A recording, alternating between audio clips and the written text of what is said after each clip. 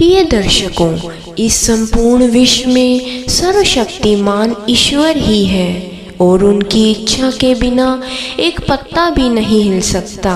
यह बात समय समय पर सिद्ध हो चुकी है कि ईश्वर प्रत्यक्ष रूप से भले ही दिखाई न दे, लेकिन अप्रत्यक्ष रूप से वह इस संसार के कण कण में विद्यमान है।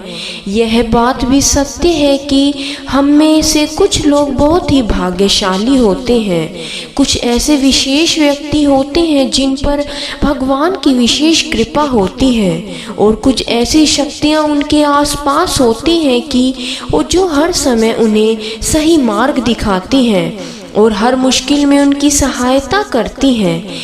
यही नहीं, वो ईश्वरीय शक्तियाँ कुछ ऐसे व्यक्तियों को चुनती हैं जो खुद तो सही मार्ग पर चलते ही हैं, दूसरे लोगों का भी मार्गदर्शन करते हैं, उनकी सहायता करते हैं। लेकिन हमें कैसे पता चलता है कि किन व्यक्तियों के पास वो अलौकिक शक्ति है या कौन से व्यक्तियों पर ईश्वर की कृपा है? तो आपको बता दें कि हमारे ग्रंथों में कुछ ऐसे संकेतों के बारे में बताया गया है जिनसे हम ये समझ सकते हैं कि किन व्यक्तियों पर ईश्वर की कृपा तथा अलौकिक शक्तियाँ हैं। तो चलिए जान लेते हैं कि उन संकेतों के बारे में। पहला संकेत यदि आपको दिखाई दे, जिन व्यक्तियों के अंदर काम, क्रोध, ईर्ष्या, मोह, माया, लोभ तथा अहंकार जैसी भावनाएं कदापि नहीं होती, उन शक्तियों पर ईश्वर की विशेष कृपा होती है।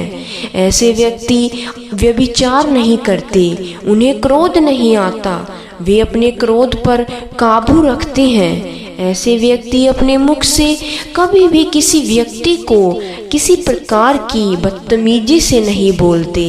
ऐसे व्यक्ति अपने मन में ईर्ष्या की भावना न रखकर सबके प्रति दया और प्रेम की भावना रखते हैं, सबके प्रति प्रेम भावना से पेश आते हैं। ऐसे व्यक्ति संतोष वृत्ति के होते हैं, अर्थात उन्हें किसी भी वस्तु का अत्यधिक लगाव नहीं रहता। उसे जितना प्राप्त होता है वह उतने में ही संतुष्ट अपने आप को मानते हैं। दूसरा संकेत, यदि किसी व्यक्ति को सपने में कई बार मंदिर या उसके आसपास का परिसर दिखाई देता है तो शास्त्रों में ऐसे व्यक्ति को भाग्यशाली माना गया है।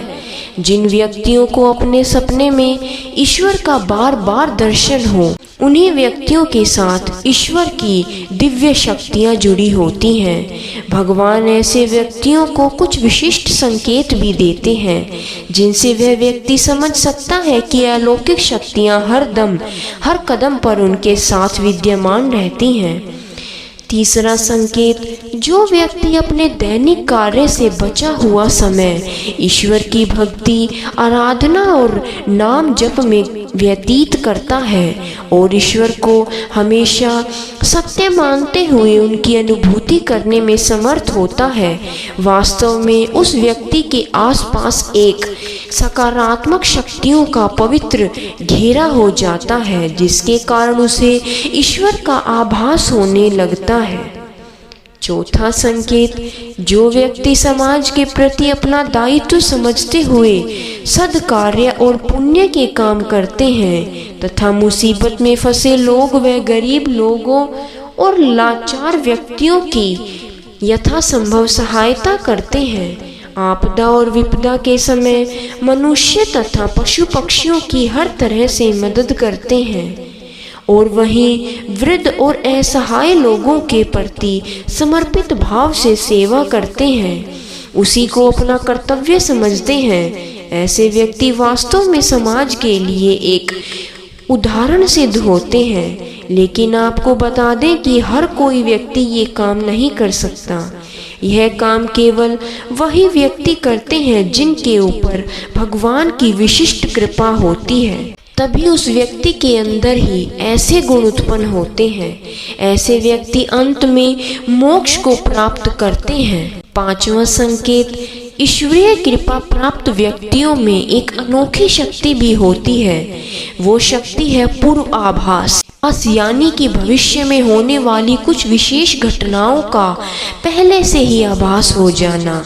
अगर आपको भी भविष्य में होने वाली दुर्घटना या कोई अच्छी घटना के बारे में पहले ही पता लग जाता है तो समझ लीजिएगा कि आपके ऊपर भगवान की विशेष कृपा है। कुछ लोगों को हमेशा अपने आसपास एक विशेष प्रकार की सुगंध का अनुभव होता है। हमेशा सुगंधित फूल, धूप या कपूर जैसे पवित्र सुगंध का एक झोंका सा हवा में तैरता हुआ महसूस होता है, तो उससे आसपास ईश्वर की उपस्थिति का संकेत और देवी देवताओं का आशीर्वाद होता है। ईश्वर का समय यानी कि ब्रह्म मुहूर्त समय, जो कि 3:30 बजे से लेकर 5:30 या 6 बजे तक का समय होता है। हमारे शास्त्र में इस समय को बहुत ही महत्वपूर्ण माना जाता है। ब्रह्म मुहूर्त को देवताओं का समय माना गया है, क्योंकि इस समय के वातावरण में एक सकारात्मक ऊर्जा का संचार होता है। यदि किसी व्यक्ति की नींद प्रतिदिन ब्रह्म मुहूर्त में अपने आप ही खुल जाती है, तो वो व्यक्ति अपने अत्यंत प्रसन्न चित्त से अपने नित्य क्रम से निवृत्त होकर ईश्वर की आराधना करता है और उगते हुए सूर्य को अर्घ देता है। ऐसा व्यक्ति निश्चित रूप से ईश्वर की इच्छा के अनुसार ही ऐसा करता है। उसे ऐसा करने के लिए ईश्वरीय शक्तियाँ प्रवृत्त करती हैं, यानी कि ऐसे व्यक्ति पर भगवान की विशेष कृपा बनी हुई है। कई बार हम किसी मंदिर या धार्मिक स्थल पर भजन, कीर्तन या कथा सुनने जाते हैं। कितने भी सुंदर भजन हो या कितनी भी अच्छी कथा हो, बीच बीच में हमारा ध्यान भटक ही जाता है और हम कभी अपने घर के विषय में, कभी अपने किसी समस्या या फिर अपने आसपास बैठे लोगों का विचार करने लगते हैं। लेकिन कुछ लोग ऐसे होते हैं जो भजन, कीर्तन या कथा सुनने में इतने लीन हो जाते हैं कि उन्हें किसी बात का होश नहीं रहता। उन्हें बस अपने आसपास पवित्रता का एहसास होता है और बहुत ही शुभ ध्वनियाँ उन्हें सुनाई देती हैं। जो व्यक्ति ईश्वर के चरणों में ही परम आनंद की अनुभूति करता है और ईश्वर भक्ति को ही वास्तविक आनंद मानता है, ऐसा व्यक्ति ना तो कभी दुखी रह सकता है, न ही किसी को दुखी देख सकता है। ऐसे व्यक्ति का मन और मस्तिष्क हमेशा शांत रहते हैं, जिससे वो कभी भी सत्य और सदाचार के मार्ग से विचलित नहीं हो सकता। यह उसे ईश्वर से मिला एक विशेष आशीर्वाद होता है, जिससे वो समाज में हमेशा मान और सम्मान प्राप्त करते हैं। तो प्रिय दर्शकों, यदि आपको भी इस प्रकार के संकेत किसी व्यक्ति में दिखाई देते हैं तो समझ लीजिएगा कि वह व्यक्ति ईश्वर की ही देन है, उस पर भगवान की विशिष्ट कृपा है। और कहा गया है, जा पर कृपा राम की होई, ता पर कृपा करे सब कोई। जिस व्यक्ति पर ईश्वर की कृपा हो जाती है, उस पर सभी देवता कृपा करने लगते हैं। सभी साधु संत उस पर अपनी परम दृष्टि की मेहर कर देते हैं। इसलिए वो व्यक्ति बहुत ही धनवान है, जिसके ऊपर आज के समय में, इस कलयुग में भगवान की कृपा होती है। तो प्रिय दर्शकों, आपको यह जानकारी कैसी लगी, कमेंट में ज़रूर बताएं। जय श्री